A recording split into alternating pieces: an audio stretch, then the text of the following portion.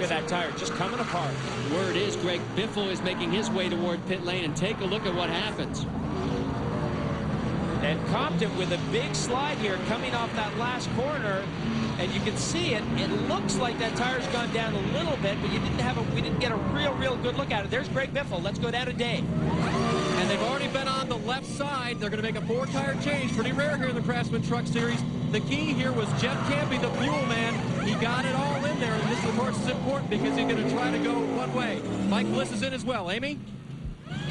This is the first time Mike Bliss has been in, and let's remember he has some right front damage to that wicker, so they're going to try to replace that as they put on right sides, clean off the windshield, fuel, and the 99 data here. So, Amy, correct it for me. Did Bliss take all 4, or did he take just the right sides? You got it, Marty. It was, I didn't catch it, but he did take on left side and right side. So fresh for all 4 tires, fuel, and a little chassis adjustment. So Jack Roush's team strategy here is they're going to try to do this on one stop, and there's Stacy Compton into the pits. Look at that shredded tire. Not as big a disadvantage going for 4 tires on the road course because you're not as likely. There goes Compton. Because you're not as likely to go down a lap, even though these pit stops take a while. It takes about 1 minute 20 seconds to get around this racetrack, so you can do that 4-tire change and not lose that lap. Now, I guarantee you Stacy Compton has lost a lap because he had that very slow lap coming in on that shredded tire. So there is your race leader, Ron Fellows, but he has got to have a nightmare pretty soon because he's going to realize that the 2 Jack Roush Fords are going to make this race on one stop. Stay with us. On the NASCAR Craftsman Truck Series, I'm Marty Reed along with Jeremy Dale, Dave Burns, and Amy East. You're on board with Andy Houston. He is in 17th spot. Now, he has made a pit stop, and that man behind him is the race leader, the AER Chevrolet of Ron Fellows. And Fellows has like a 25-second lead right now, but he's going to have to stop sometime soon. He is going to have to stop. Now, you can see that is Randy Tolzman, the 25 truck. He did stop. So he's gone a lap down. Houston trying to stay on that lead lap. And, of course, Tolzman trying to get back on that lead lap. Of course, he will get back on the lead lap when the 87 pits. But the question is, when will that come? Because it was Ron Fellows, as we're on board with Dennis Setzer, 25 seconds behind. Now, Setzer stopped on both of the full course yellows. Fellows only stopped on the first yellow. As we take a look at our Dodge race recap, and we have a full course yellow, and this is what Ron Fellows did not need. He needed to have that pit stop where he could have done it under green and taken that 25-second lead with him into the pits. Now it's going to dwindle to nothing. Well, the question is, can Biffle, with the help of this full course yellow, can Biffle go to the end on just the one stop? Big question mark for the Roush team.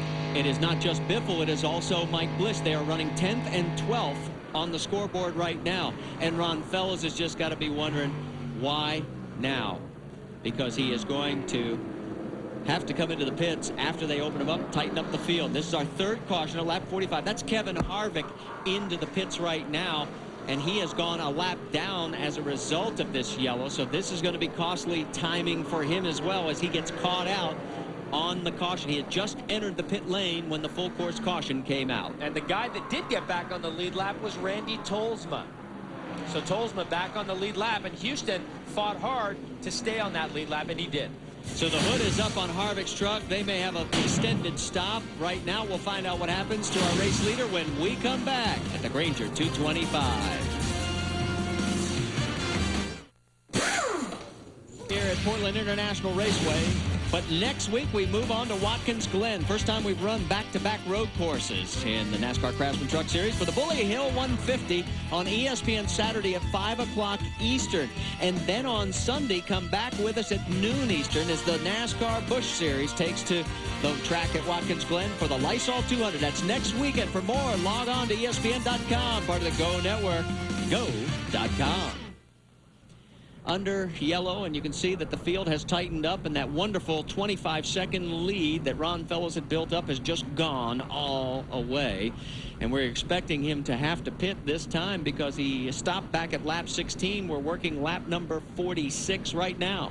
That's 30 laps. He'd be running out of fuel pretty soon. And if Ron comes in now, he should be able to go the distance And there he goes. He is peeling off towards pit lane.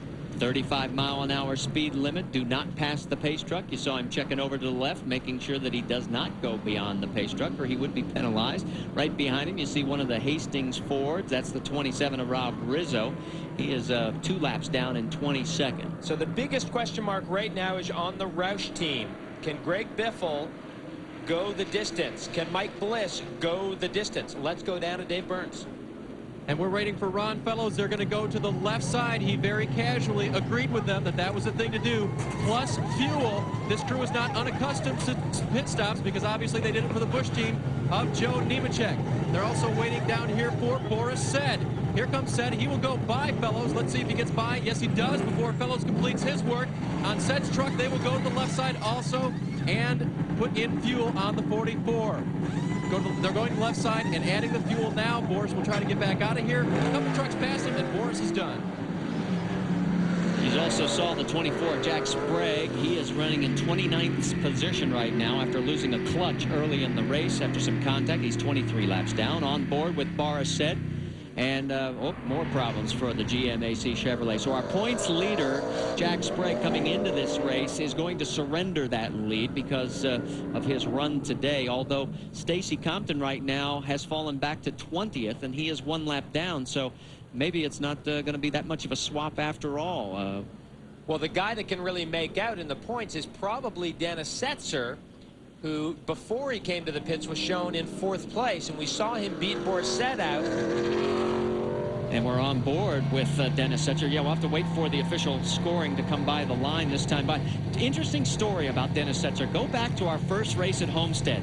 He was the first truck out. I mean, they didn't even make 2 laps of that event. So that meant he started the season dead last in the points. He came into this race after winning last week at Texas in 5th position, 176 points out of 1st place. And you're right, he may be the one right now if he can hold on to this top 5 finish. And that was his goal, to come out of these 2 road course races with top 5 finishes.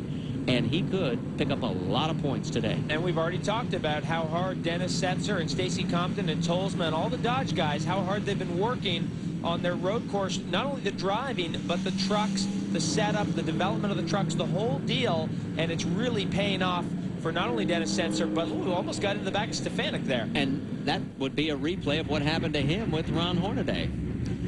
On board as we're with Boris Said, take a look at our road runners. And these are the guys who have won on the road courses. Ron Hornaday in 11 starts and Joe Ruttman have the share of the lead with 3 victories apiece. And they are the only guys that have run on and won on each of the road courses that the series has previously run. Right now, Ruttman is in 19th. And he is 1 lap down, and Hornaday, of course, well back as well. Stay with us. The sun is trying to set. At least the rain has gone away.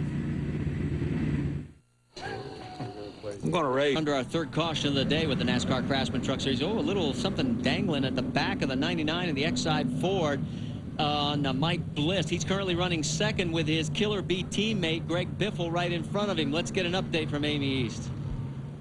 Well, I'm not sure exactly what's hanging from the left rear, but I will find out and update you guys in a little bit. But I want to talk a little bit about the fuel situation. Bliss says he can go all the way. He told his crew chief, Matt Chambers, if I just get in easy and get out of the turns easy, we'll definitely have enough fuel to end it. And on another note, the 25, which is a Dodge, traditionally more thirsty than the Fords, I thought for sure they would have to pit and get a little splash and go. Gary Showalter says, no problem, we can make it on fuel. Dave Burns. Amy, I just spoke with Randy Goss, crew chief for Greg Biffle, and he thinks they can make it. They hope that they're going to make it. They're close. And all day, Greg has been radioing in that he is taking care of things. He's not spinning the tires. He's not over-revving the motor. He's trying to save fuel, and he's going to try and do that again now.